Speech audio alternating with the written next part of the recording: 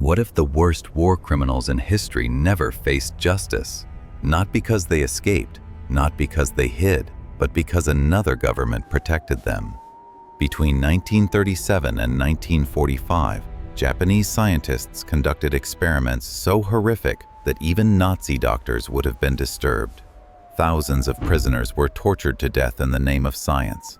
Men, women, children, dissected while still alive. When the war ended, the perpetrators should have hanged. Instead, America made them a deal. This is the story of Unit 731, the horror lab that history tried to bury, and the cover-up that lasted decades. Some secrets should never have been kept. Imagine Manchuria in 1940, a frozen landscape in northeastern China under Japanese occupation. Endless plains of ice and wind, temperatures that drop to -40 degrees, a place so remote that screams would never be heard. In this wasteland, the Japanese military built a complex covering 6 square kilometers. From the air, it looked like an ordinary military base.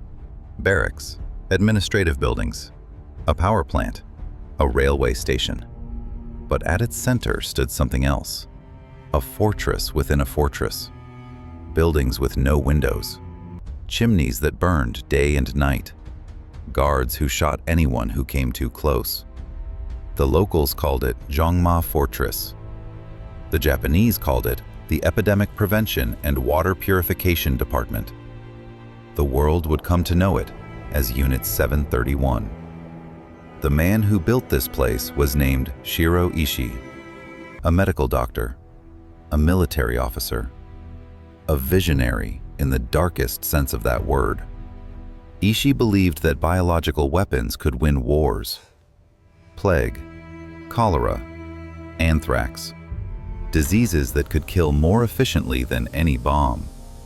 But to weaponize disease, you needed research. And research required test subjects, not animals. Animals were too different from humans. The results wouldn't translate. Ishii needed human beings, living human beings. And in occupied Manchuria, human beings were easy to find. Chinese prisoners, Korean forced laborers, Russian captives, anyone the Japanese military deemed subhuman. They arrived in trains with blacked-out windows. They entered the compound through underground tunnels. They never left. The scientists didn't call them prisoners. They called them maruta, logs, pieces of wood, things, not people. The experiments were about to begin. What happened inside those windowless buildings was not science. It was systematic torture disguised as research. And for 8 years, no one stopped it. Here is the first truth they tried to bury. The experiments at Unit 731 were designed to answer questions that could only be answered through murder. How long does it take for a human to freeze to death? They submerged prisoners' limbs in ice water for hours, recording the stages of frostbite. When the tissue turned black, they tried different methods of revival. Some prisoners had their frozen limbs struck with sticks until they shattered. How much blood can a human lose before dying? They drained prisoners slowly, measuring output against symptoms. When death approached, they recorded the exact moment the heart stopped. What happens when you remove organs without anesthesia? They performed vivisections, cutting open living subjects to observe functioning organs. No painkillers. The scientists wanted to see how the body responded to trauma. They watched hearts beat. They watched lungs inflate. They watched prisoners die on the operating table, fully conscious. What is the effect of disease on the human body? They injected prisoners with plague, cholera, typhoid, anthrax. They observed the progression of illness. When the subject became too sick to provide useful data, they were killed and dissected. How effective are biological weapons in combat conditions? They tested plague bombs on prisoners tied to stakes in open fields. They measured the radius of infection. They counted the dead. These were not experiments conducted by sadists working alone. This was an institutional program. Hundreds of scientists, doctors, nurses, assistants, a bureaucracy of horror with budgets, reports, and career advancement. The researchers published papers, they held conferences, they trained students. Unit 731 was not hidden from the Japanese military establishment. It was funded by it, encouraged by it, protected by it. Estimates of the death toll range from 3,000 to 12,000 at the main facility alone. But Unit 731 had satellite camps across China. The true number of victims may never be known. And here is the discovery that makes it worse. Unit 731 didn't just experiment on prisoners. They deployed biological weapons on civilian populations. In 1940, Japanese planes dropped plague-infected fleas on the Chinese city of Ningbo. An epidemic followed. Thousands died. In 1941, they contaminated wells and rivers in Hunan province with cholera and typhoid. Villages were wiped out. In 1942, they released plague in Zhejiang province during a Chinese military offensive. The disease killed Chinese soldiers and civilians alike. It also killed Japanese troops when the wind shifted. Over 10,000 Japanese soldiers died from their own biological weapons. The total death toll from Unit 731's biological warfare? Estimates range from 200,000 to 580,000 Chinese civilians. We will never know the exact number. The dead were not counted. The villages were not named. This was not war. This was extermination. When Japan surrendered in August 1945, the scientists of Unit 731 faced a choice: face justice for their crimes, or make a deal. They chose the deal, and America was buying. Here is the second truth they buried even deeper. As Soviet forces advanced into Manchuria in August 1945, Unit 731 received orders to destroy all evidence. Buildings were demolished, documents were burned, prisoners were executed. Scientists scattered across Japan with whatever research they could carry. Shiro Ishii himself fled with truckloads of specimens and data. When American forces occupied Japan, they began investigating Japanese war crimes.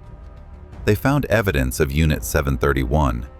They interviewed witnesses. They discovered the scale of what had happened. And then something changed. The Cold War was beginning. The Soviet Union was the new enemy, and the Soviets were developing their own biological weapons program. American military leaders realized that Unit 731's research had value, deadly value. The experiments had produced data that couldn't be obtained any other way, not ethically, not legally. But the data existed, and America wanted it. In 1946, General Douglas MacArthur made a decision. The scientists of Unit 731 would not be prosecuted. In exchange, they would share their research with the United States. The deal was hidden from the public, hidden from the war crimes tribunals, hidden from America's own allies. At the Tokyo War Crimes trials, Nazi-style atrocities were prosecuted. Japanese generals were hanged, but Unit 731 was never mentioned. The scientists were never called to testify. The victims were never acknowledged. Shiro Ishii lived freely in Japan until his death in 1959. He was never arrested, never tried, never punished. His colleagues fared even better. Many became leaders in Japan's post-war medical establishment. They ran hospitals, they taught at universities, they founded pharmaceutical companies. They built careers on research conducted through murder. One Unit 731 veteran became president of the Japan Medical Association. Another became head of the Japan Olympic Committee. Their wartime work was simply erased from their biographies. The American government classified all information about Unit 731. The files remained sealed for decades. When researchers requested access, they were denied. The cover-up held. Meanwhile, the Soviets tried their own Unit 731 prosecutions in 1949. They convicted several Japanese scientists. The United States dismissed the trials as communist propaganda. The truth was buried. The victims were forgotten. The criminals lived comfortable lives. For 40 years, Unit 731 remained a secret. Then the documents started to leak, and the world finally learned what had been hidden. In 1984, a Japanese journalist named Morimura Seiichi published The Devil's Gluttony. The book exposed Unit 731 in horrific detail. It became a bestseller. The Japanese public was shocked. In 1988, the United States government finally declassified some Unit 731 documents. Researchers gained access to files that had been hidden for 4 decades. The evidence confirmed everything. The experiments, the biological warfare, the death toll, and the cover-up. American officials had known. They had made a deliberate choice. They had traded justice for data. Was the data even useful? That question haunts historians. Some argue the research was scientifically valuable, that it advanced American understanding of biological warfare, that it helped develop vaccines and treatments. Others point out that the experiments were so poorly designed that the results were nearly useless. No control groups, no standardized procedures, data contaminated by ideology and cruelty. The research was torture dressed in lab coats. Either way, the moral equation is damning. If the data was valuable, America built its biological weapons program on the corpses of Chinese prisoners. If the data was worthless, America protected war criminals for nothing. There is no version of this story where America looks good. The Japanese government has never fully acknowledged Unit 731. Official apologies have been vague. Compensation for victims has been minimal. Lawsuits by survivors and descendants have been dismissed. In Harbin, China, where Unit 731 operated, a museum now stands on the site of the former complex. Visitors can see the ruins, the dissection rooms, the cells where prisoners waited for death. But in Japan, many textbooks still minimize or omit Unit 731. Some politicians deny it happened. The full reckoning has never come. So here is the question that no one wants to answer. Who was responsible? And who is still responsible today? The scientists of Unit 731 were responsible. Shiro Ishii and his colleagues made choices. They designed experiments. They performed vivisections. They released plague on civilian cities. They chose to treat human beings as logs. Their guilt is absolute. But they didn't act alone. The Japanese military was responsible. They funded Unit 731. They protected it. They used its weapons. The chain of command ran all the way to the top. The Japanese government was responsible. They have never fully acknowledged the crimes. They have never paid adequate compensation. They have allowed denial to flourish for decades.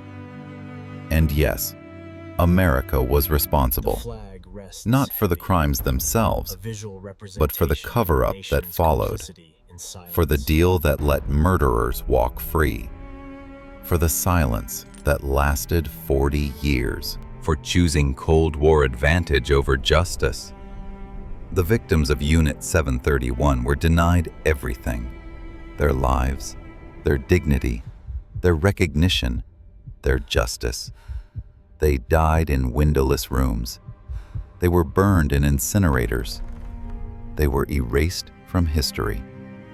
And when the truth finally emerged, no one was punished. Shiro Ishii died in his bed. His colleagues died with honors. The survivors who testified were dismissed as propaganda victims. The families who sued were told the statute of limitations had passed. Justice was not delayed. Justice was denied. And here's the uncomfortable truth for all of us. Unit 731 was not unique. It was extreme, yes, but the pattern repeats. Governments protect useful criminals. Intelligence assets escape justice. War crimes are classified when they become inconvenient. The powerful negotiate immunity while the victims are forgotten. We say never again, but never again requires accountability. And accountability requires remembering. The victims of Unit 731 deserve to be remembered. Not as numbers, not as statistics. As human beings who suffered unimaginable cruelty and were then erased.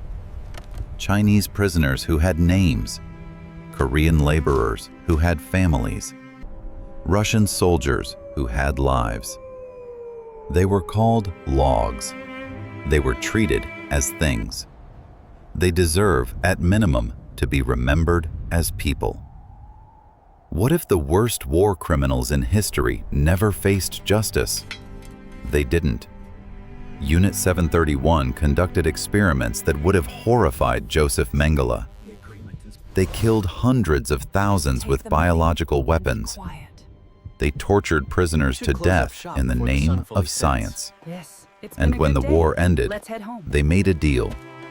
Data for freedom. Research for immunity. Horror for silence. America agreed. The scientists went home. The files were classified. The victims were forgotten. For 40 years, the secret held. When it finally broke, it was too late. The criminals were dead. The evidence was scattered. The justice that should have come in 1945 never came at all. Some secrets should never have been kept. Unit 731 is not ancient history. Survivors lived into the 21st century. The cover-up documents were classified until the 1980s. The debate over responsibility continues today. We remember the Holocaust. We remember Nuremberg. We remember that justice, however imperfect, was attempted. We should also remember Unit 731. And we should ask why justice was never even tried. Because the answer tells us something about power, about secrecy, about what governments will trade for advantage, and about who pays the price when they do. Subscribe for more hidden history. Check out my video on the Cambodian genocide to see another horror the world ignored. Comment below. Did you know about the American cover-up? What surprised you most? See you in the next chapter.